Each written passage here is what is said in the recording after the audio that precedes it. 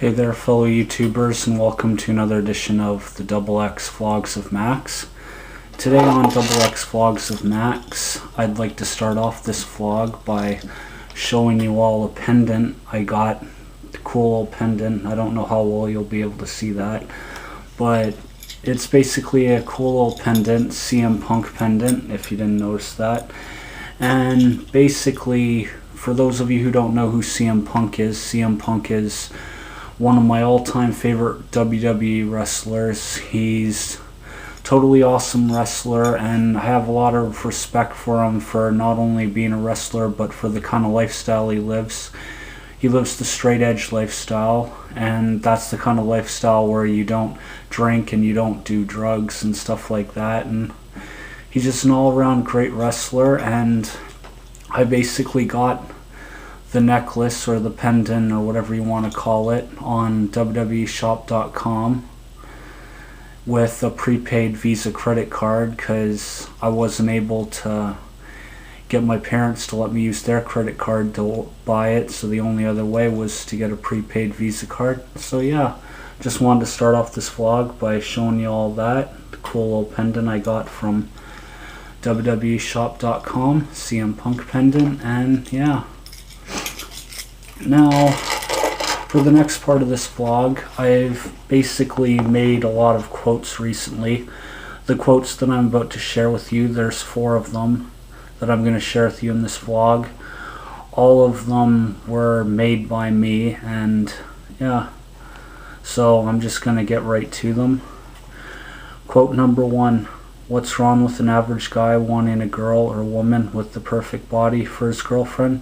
Nothing, except for the fact it's something that is beyond his reach in most cases.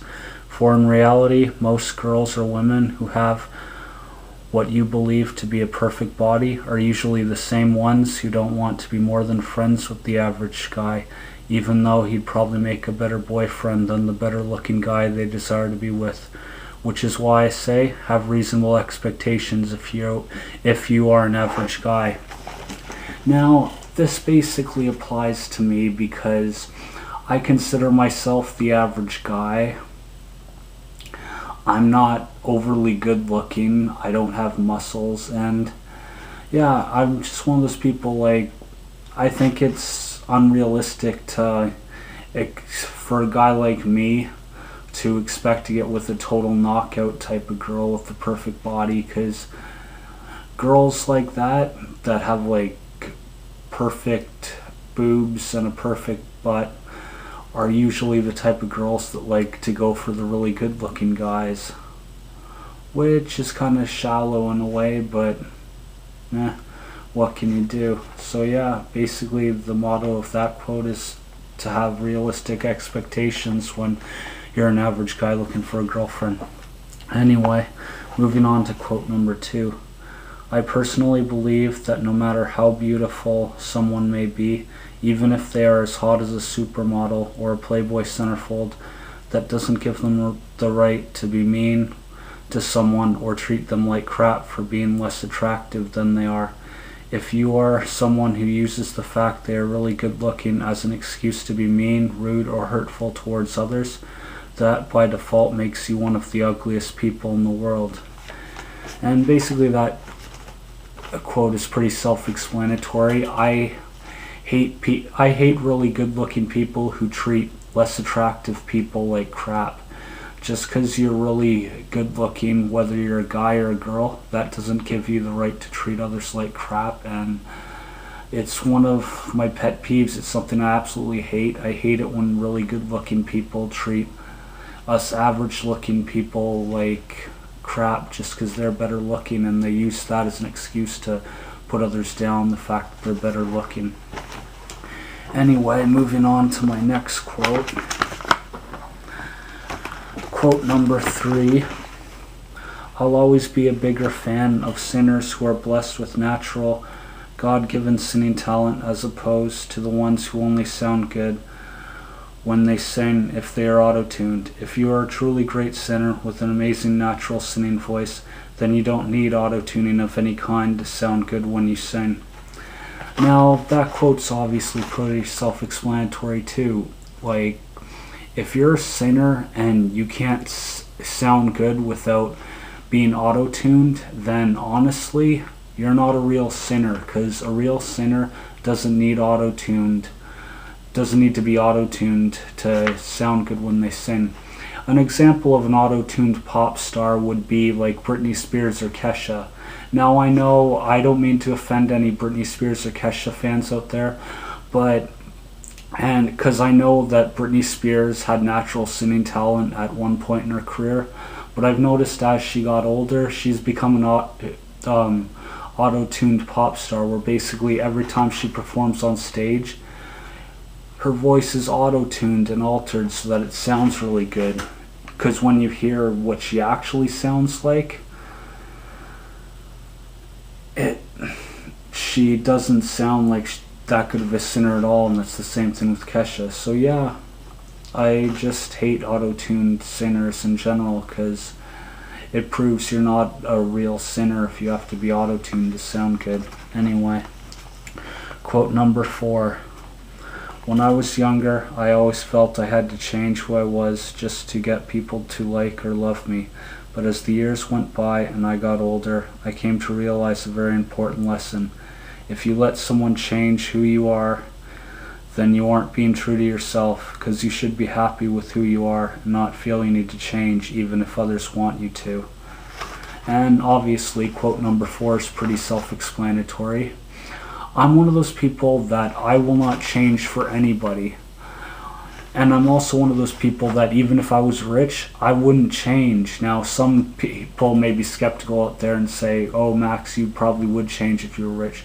Believe it or not, I wouldn't change at all if I was rich. The only thing that would be different about me is that I'd have money to spend on my friends and family and give to worthy charities and stuff like that. That's the only thing that would change about me. I'd never let it turn me into a rude, mean, vicious person. And I'd never let somebody try and make me into something I'm not. I'm one of those people, I don't conform to trends. I don't try to be somebody I'm not. I'm my own person. I wear what I want to wear. I say what I want to say. I'm totally outspoken. I have my own opinions, which is one of the reasons I started the XX Vlogs of Maxx, is because I like to share my opinions with all of you out there. And yeah, I've never been one to conform, because I feel that if you conform and you dress like one of your favorite celebrities, that you aren't being true to yourself. And if you're not being true to yourself, then that's a real shame, because you should be being true to yourself. You shouldn't try to be something you're not, or let somebody change you into a mean, hurtful person. It's like in a high school situation, how you have the whole popular and unpopular kids. And it's like I've told my nephew Dylan, you should never change yourself to become popular. Like if somebody wants you to be a mean, nasty person and turn your back on all your friends that you had before you were popular, then obviously that person doesn't care about you, and if they want to change you, because a real friend will not want you to change who you are. They'll be happy with the kind of person you are from the beginning, and they won't try to change you into something you're not. But yeah, anyway, oh, I also forgot to show you the package that my pendant came in. Now see, this is my pendant. Look how small that is. It's not that big. The chain's not that big either, but I figure I can get a bigger chain for it. And now it'll probably take up the whole screen, but look at how big the package is that came in. Now honestly, is it just me, or am I the only one that thinks a little pendant like this coming in a big envelope like this doesn't make much sense? I mean, I thought it would come in a little box or something, but it didn't come in a little box, and that just doesn't make any sense to me. But yeah, anyway, moving on. I thought I'd talk a little bit about 2 movies I seen recently, Ted and The Amazing Spiderman. I figured I'd give a review on both of them. Well, a tiny little review, as it were. And I figured I'd start off with Ted. Now, going into this, I went to see Ted for two reasons. One, I'm a huge fan of Family Guy. I absolutely love that show, and I consider it one of the greatest cartoons ever on TV. It's funny, it's hilarious, it's got great characters, and it's kind of a toss-up for me because honestly, I don't know which one I like, which cartoon I like better, South Park or Family Guy, because they're both really funny and they both have the immature humor that some people don't always get. But yeah. And the other reason I want to go see this movie, well, actually, the other reason I want to go see this movie, besides it looking really good, is the fact that Mila Kunis was in it. And you'll know her as Jackie from that 70s show, and she was on a bunch of movies. She's a very beautiful girl. One of the hottest black-haired chicks on the face of the planet. She's got a great body, beautiful, mesmerizing eyes, and she's an amazing actress. And she's one of the reasons I went to see it, because I absolutely love her as an actress. She's totally amazing, and yeah. So I had my doubts going into it. I wasn't sure if it was going to be a really funny movie like they had made it out to be on the commercials, or if it was going to be one of those movies where it wasn't that funny at all. But to be honest, it actually turned out to be really good. It lived up to all my expectations. It was really funny. Seth MacFarlane did a great job as the voice of Ted. Mark Wahlberg, he did a great job as John, the adult with the personality of a kid, I guess you could call him. And Mila Kunis did a great job in her role. Plenty of funny moments. I'm not going to give any of those moments away because I don't want to give any spoilers for Ted, but there's plenty of funny moments. There's some unexpected moments too that you don't really see coming. Well, I guess most people wouldn't see them coming. Now, that was what I liked about the movie. It had a lot of really funny moments, and I found myself laughing pretty much most of the time through the whole movie. The only thing I didn't like about it, to be honest, was the choice of villains for this movie. You had a psychotic dad with his even more psychotic son. And the reason I didn't like them as villains is because it was too predictable. I mean, with a movie like Ted, you kind of expect the villains in the movie to be a psychotic parent along with their psychotic child. So that was kind of predictable, and I thought that they could have come up with a much better villain or villains for Ted. But other than that, it was a great movie. I highly suggest you go check it out. If you're into Family Guy, you'll absolutely love it. If you're not, and you don't really get the humor of Family Guy, you might not really understand, or you might not really find it all that funny. So basically, it's funny depending on how you look at humor. And yeah, if I had to rate it, I would give it a 4.5 out of 5, which the reason I'm not giving it 5 stars out of 5 is because of the villains in the movie. Other than that, it was a great movie. It's just, I think they could have did a better job and made some better villains for Ted in the movie. But yeah, anyway, moving on to my next small little movie review for The Amazing Spider-Man. Now, going into this movie, I can honestly say that I wasn't really looking forward to it. I'm not going to lie to you. I mean, I'm a huge fan of the original Spider-Man trilogy with Tobey Maguire and Kirsten Dunst. And I was a huge fan of that trilogy going into this. I didn't really think it would be that good because you got a new guy playing Spider-Man, Andrew Garfield, which, by the way, Andrew Garfield doesn't look like a nerd at all. He looks like a jock, which is why I didn't think he would be that great in the role of Peter Parker, looks-wise anyway. But yeah, So going into this, you can imagine I didn't have very high expectations. I didn't think it was going to be that great of a movie because of the fact that they changed the main character from from Tobey Maguire to Andrew Garfield. So I went into this movie. I didn't think it was going to be all that great because of the fact they changed the main character. And, well, the two main characters, they got Gwen Stacy in this one instead of Mary Jane. Played by Emma Stone, obviously. She did a great job as Gwen Stacy. Emma Stone, you're an amazing actress, very beautiful woman, very sexy. And, yeah, it was just a great job performance. Just great job. I meant to say great performance by Emma Stone, definitely. Now, the villain in this was obviously the Lizard, whose alter ego is Dr. Kurt Connors.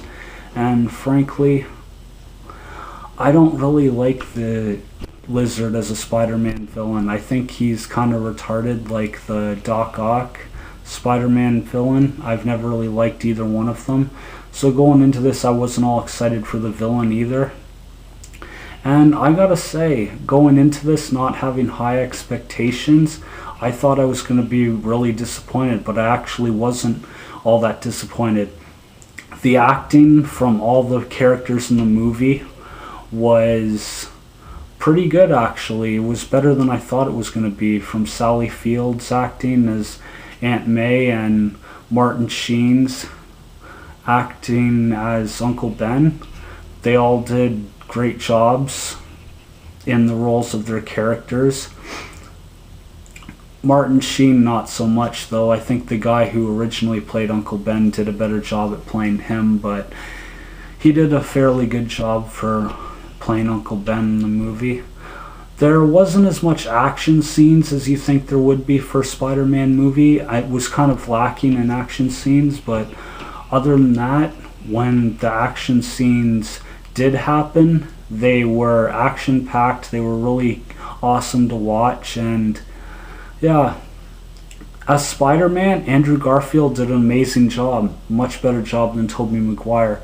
But as Peter Parker, I still have to give it to Tobey Maguire. I think he makes a better Peter Parker, solely on the fact that he actually looks like a nerd, and Peter Parker's supposed to be a nerd. He's not supposed to look like a jock, which is what Andrew Garfield looks like. So it doesn't make his role as Peter Parker all that believable.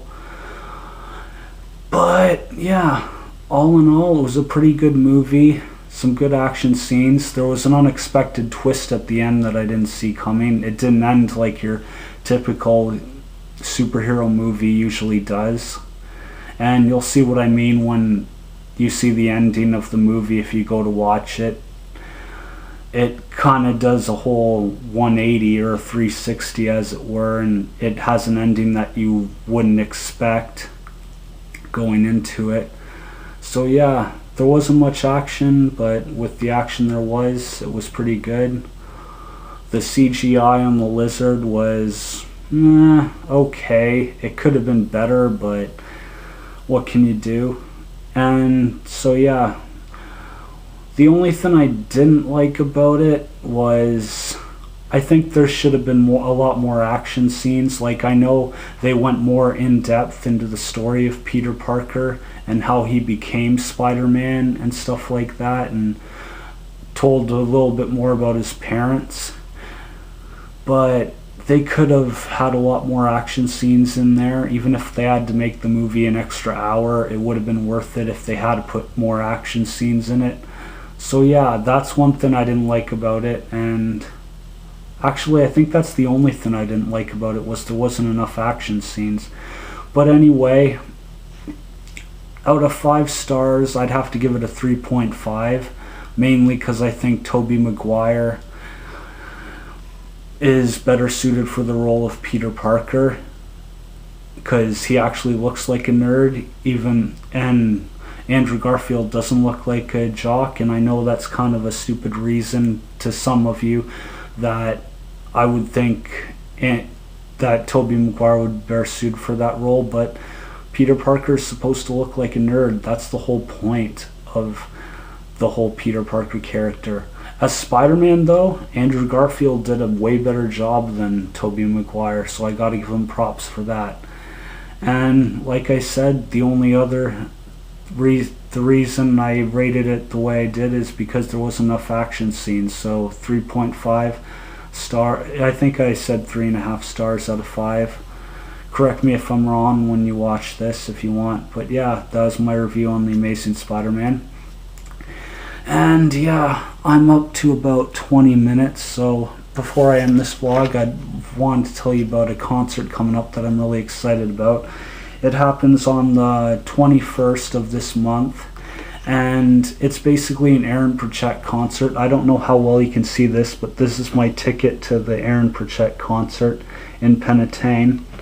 And as you can imagine, I'm really excited to go to this concert because I'm a huge fan of Aaron Pritchett. He's one of my all-time favorite country singers, and I can't wait to go see him in this concert because